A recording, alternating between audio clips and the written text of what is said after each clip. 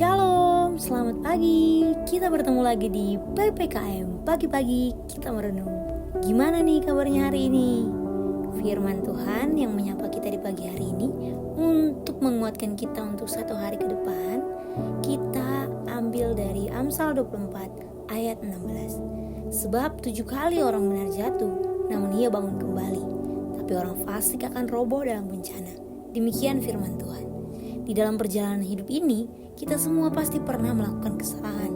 Ada saat di mana kita gagal, tergelincir atau mengambil keputusan yang salah.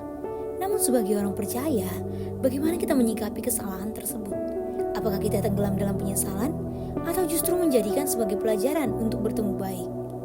Pernahkah Anda mendengar quotes, kata maaf begitu mudah diucapkan sehingga orang mudah bikin salah? Saya percaya dalam hidup ini, setiap kita pernah memiliki penyesalan di masa lalu.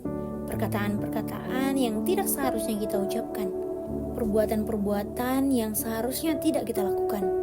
Keputusan-keputusan yang seharusnya tidak kita buat. Siksaan batin bagi banyak orang adalah penyesalan masa lalu yang tidak bisa ditarik kembali. Kita juga mungkin punya kekhawatiran-kekhawatiran akan taburan-taburan kita di masa lalu.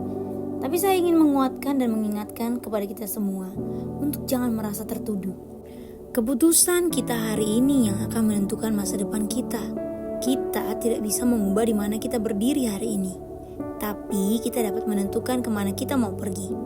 Kita tidak bisa mengubah masa lalu, tapi kita memutuskan kita mau kemana membawa hidup kita hari ini. Jangan tinggal dalam masa lalu, jangan tinggal dalam kenangan-kenangan itu. Karena orang yang hidup dalam masa lalu tidak akan maju. Kesalahan kita di masa lalu hanya boleh menjadi pelajaran yang berharga. Apa yang harus kita lakukan sekarang? Anda yang mungkin masih merasa tertuduh ataupun masih jatuh bangun karena dosa di masa lalu, mari minta ampun sama Tuhan. Dan yang paling penting, ampuni diri sendiri. Seperti Tuhan tidak pernah menyerah dengan kita. Jangan putus asa dan jangan menyerah pada dirimu sendiri.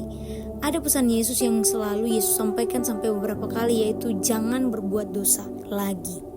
Rasul Paulus juga berkata dalam Roma 6 ayat 12, sebab itu hendaklah dosa jangan berkuasa lagi dalam tubuhmu, supaya kamu jangan lagi menuruti keinginan dagingnya. Bagaimana kita tidak tinggal dalam dosa lagi? Kita harus menolak keinginan dosa dalam hidup kita.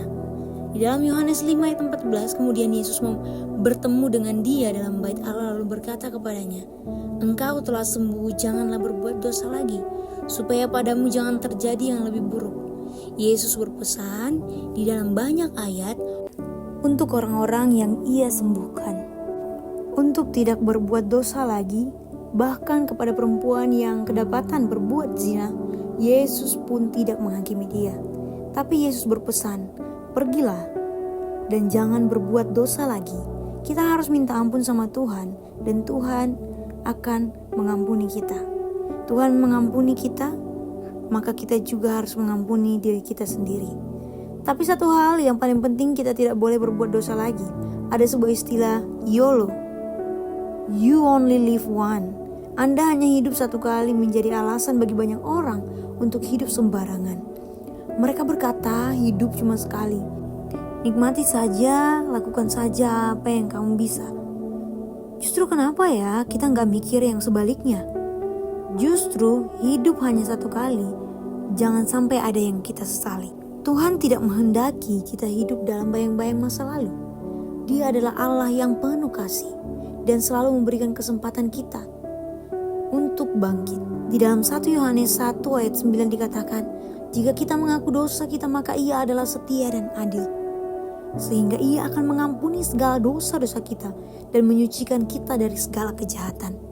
Ini adalah janji Tuhan yang luar biasa. Dia siap mengampuni dan membimbing kita melalui dan menuju pemulihan. Oleh karena itu saudaraku, marilah kita belajar dari kesalahan kita di masa lalu. Jangan biarkan kamuflase iblis menundukkan kita dan membuat kita merasa tidak layak. Kamu layak.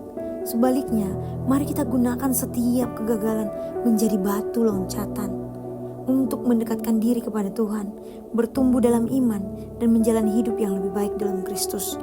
Kalau tidak melalui hal sulit atau kesalahan-kesalahan itu di masa lalu, mungkin kamu tidak sekuat dan sebaik sekarang. Jadi, bertumbuh dalam iman dan jalani hidup dengan baik di dalam Kristus. Mari kita move on dan move up. Mari kita berdoa. Tuhan yang penuh kasih, terima kasih Engkau adalah Allah yang penuh pengampunan. Kami menyadari bahwa kami sering gagal dan melakukan kesalahan. Namun kami tak ingin terjebak dalam penyesalan-penyesalan dan kehidupan kami di masa lalu. Bantu kami Tuhan untuk belajar dari masa lalu, bertumbuh dalam iman dan semakin mendekatkan diri kepadamu. Di dalam Yesus kami berdoa. Amin. Terima kasih teman-teman semua sudah mendengarkan sampai akhir.